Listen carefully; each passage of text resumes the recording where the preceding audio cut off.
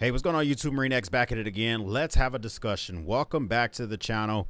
We're going to dive deeper into the world of everyday carry and something that kind of like sparked my thought the other day in regards to something I'm seeing in everyday carry, which I think might be a little bit silly. Let's dive into EDC knives. Specifically, let's talk about backup knives. Now, I'm a huge advocate in carrying a good knife.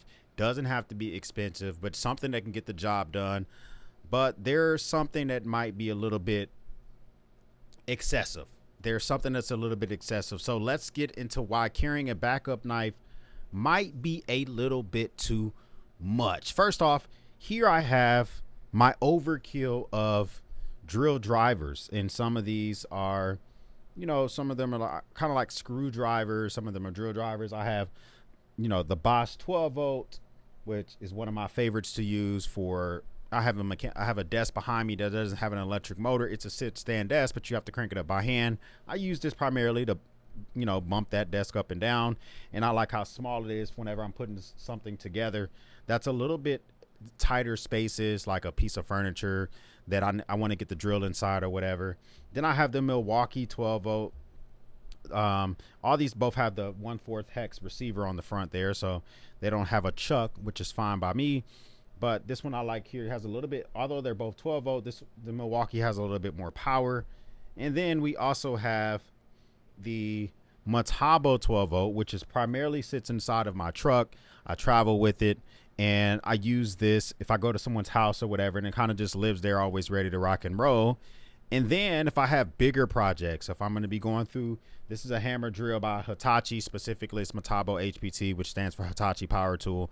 This is what I use for stuff around the house, drilling through masonry, making large holes. This has a larger chuck size so it can receive bigger bits inside of it, and it just gets the job done. But this is completely redundant. It's completely overkill. I will say this, when I go on a job, when I do stuff around the house, sometimes it is nice to be able to grab multiple drills if I'm going to be going to do a project. One of them loaded with a drill bit, one of them loaded maybe with a Robeson or with a slotted or with a Phillips, and I could just quickly maneuver through a project. I like that a lot, but I don't need it. I could get away with one. I could.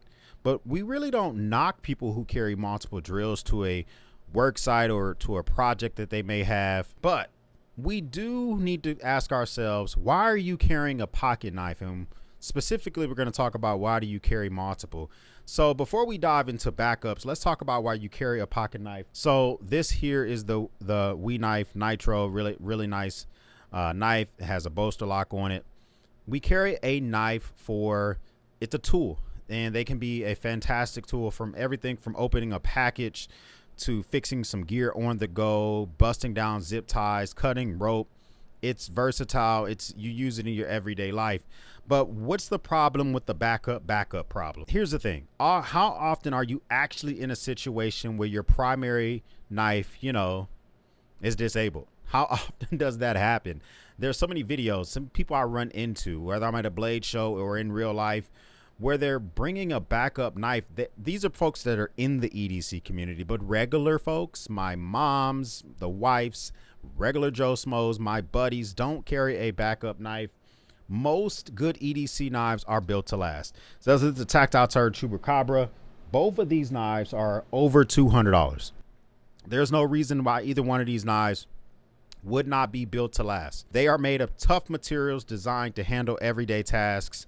But even if you find yourself with a knife that's a little bit more simple, similar to like this Remit Rhinoceros here, which is rocking this thing, you can get between 35 and 50 bucks, depending on how much it is, the sale that's going on and all that good stuff.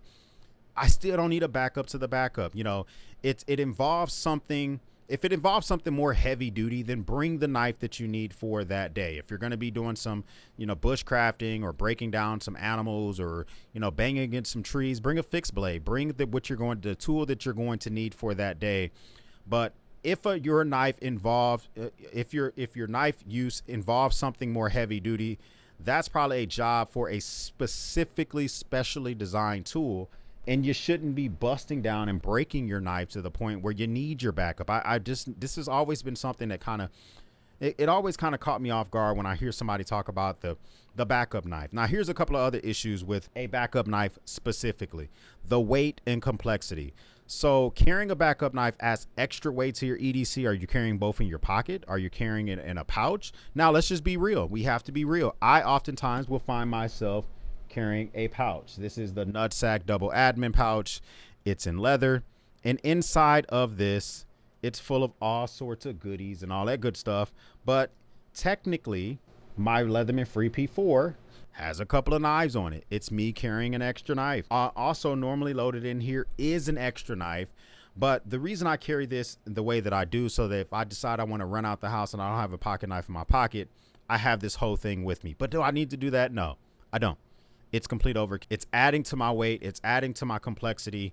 If you think you need to do it, you don't. Okay, it's not something that's necessary to do. If you find yourself needing a second knife more than occasionally, maybe your primary choice isn't the right tool for the job. If any of these knives that I have here aren't getting the job done because one broke, or because I lost one, or because it's lacking in features, then these knives aren't the right knife for the job. That's all that means, literally. So if you find yourself a backup knife because of that reason, maybe you do consider yourself to grab a multi-tool, whether it's a Leatherman, a Victorinox, a Power Pint by SOG, a Gerber, a No Name.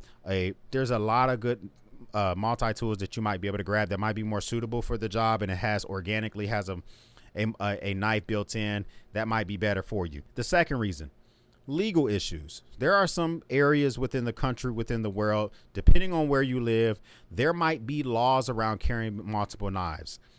Now, I don't have that issue in Texas, but I had a viewer the other day on a live stream mention that literally cannot get knives shipped from Amazon to Massachusetts. States like that, municipalities like that might have rules on carrying multiple knives, knives of a certain length. Maybe your extra knife meets an illegal definition in the state or the area that you want to carry it in, and you don't want to get yourself caught up. So it's best to check your local laws before strapping on your whole arsenal and getting ready for your day. Third reason: alternatives to the backup. Instead of bringing a backup knife, consider carrying a sharper or small sharpening stone. So that way your regular knife, you can just keep it sharp. You can get a guided field sharpener by Work Sharp. You can learn how to use honing. You can bring yourself some leather, whatever. And so if you're saying that you're bringing it just in case your first knife is dull, just bring something that can sharpen up your first knife and keep everything rocking and rolling. I myself can be accused of carrying redundancies of stuff. Here on my man cave desk, I have redundancies and lighters. I have a lot of drills. The purpose of this video is to not say don't carry a backup. If you want to, do it. The purpose of this video is, if you're exploring this hobby, if you're trying to figure out your daily tasks, if you watch YouTube university videos and you see people carrying extra backup knives, you don't need to feel the need to do the same thing. Don't feel pressured to do the same thing. There's nothing wrong with having a backup plan.